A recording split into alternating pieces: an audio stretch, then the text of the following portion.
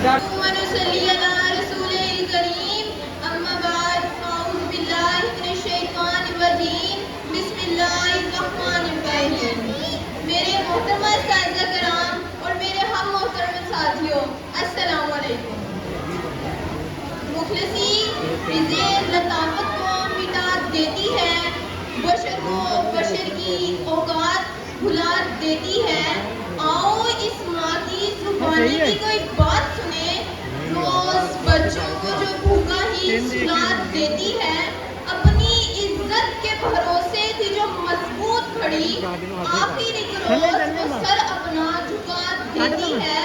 اس کے دامن پہ لگے داغ یہی کہتے ہیں، بھوک تہذیب کی عذاب مٹا دیتی ہے.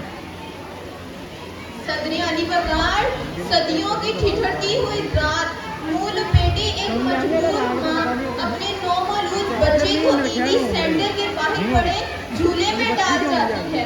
اس سے پوچھا گیا، کیا تجھے تیری مامدہ ستائے گی نہیں؟ اس بچے کی سسکیاں تجھے رلائیں گی نہیں؟ اس کی چیخیں تیرے کانوں سے ٹکرائیں گی نہیں؟ تو کب کپاتے ہوئے ہونٹوں سے جب مجبور ماں یہ جواب دیتی ہے کہ میں اپنے پیٹ کی بھوک تو برداشت کر سکتی ہوں، مگر اس بچے کا بھوک سے بلکنا مجھ سے دیکھا نہ گیا، تو اس پر یہ کہنا بجا بہتا ہے کہ خاک میں ماں کی محبت کو ملا دیتی ہے، بھوک تہذیب کے عذاب مٹا دیتی ہے.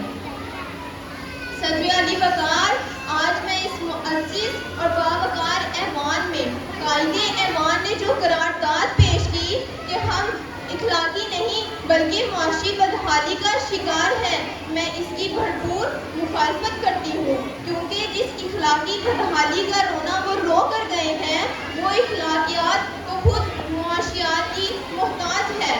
قریب ہے کہ مفلسی تمہیں کفر تک لے جائے. اخلاقیات معاشیات کی محتاج ہے. آئیے دلائل سے بات کرتے ہیں. روٹی کے چند ٹکڑوں اور قابل گزارا دودھ کی قلت سے تڑپاڑ کر میں دم توڑنے والے مجبور بچوں کا اصل مسئلہ اخلاقیات نہیں، معاشیات ہے. اسی شہر لاہور میں غربت سے تنگ آ کر بشرا نامی خاتون اپنے 2 معصوم بچوں کے ساتھ چلتی ہوئی ٹرین سے ٹکرا جائے تو اس کا اصل مسئلہ اخلاقیات نہیں، معاشیات ہے. زرد چہرہ، آنکھیں اندر کو دھنسی ہوئی اور بڑھاپے کی وجہ سے پورے جسم پر جھوڑیاں لیے نشتر اسپتال ملتان کے باہر فقط 2 کلو آٹے کے عوض خون بیچنے والے بوڑھے کا اصل مسئلہ اخلاقیات نہیں، معاشیات ہے. چہرہ بتا رہا تھا کہ مارا ہے بھوک نے، اور لوگ کہہ رہے تھے کچھ کھا کے مر گیا.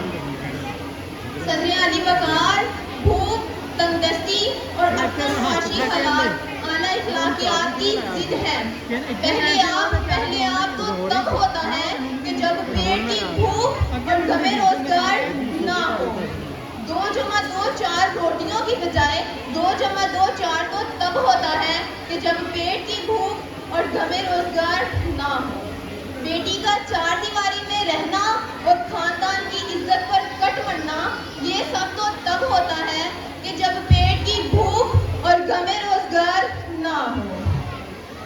چاند روٹی کی بجائے چاند میں چرخا کاٹتی بڑھیا تو اس وقت نظر آتی ہے کہ جب پیٹ کی بھوک اور غمِ روزگار نہ ہو.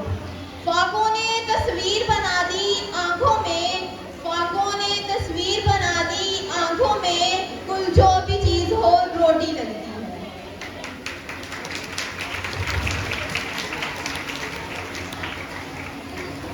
صدر علی وقار، آج میں اس معزز اور باوقار ایوان میں یہ بات بتانا چاہوں گی کہ آج ہم جس معاشرے میں رہ رہے ہیں وہ معاشرہ اخلاقی نہیں بلکہ معاشی بدحالی کا شکار ہے. کیونکہ جس اخلاقی بدحالی کا رونا قائد ایوان رو کر گئے ہیں، وہ اخلاقیات تو خود معاشیات کی محتاج ہے.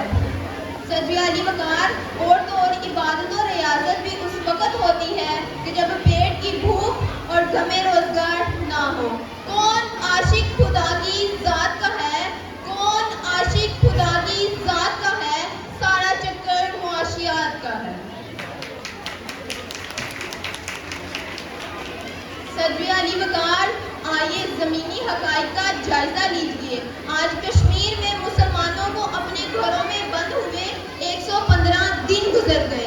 ہم نے اخلاقیات کا مظاہرہ کرتے ہوئے اقوام متحدہ میں قراردادیں پیش کی، تو اسلامی ممالک نے پاکستان کی حمایت کی بجائے ہندوستان کی حمایت کی۔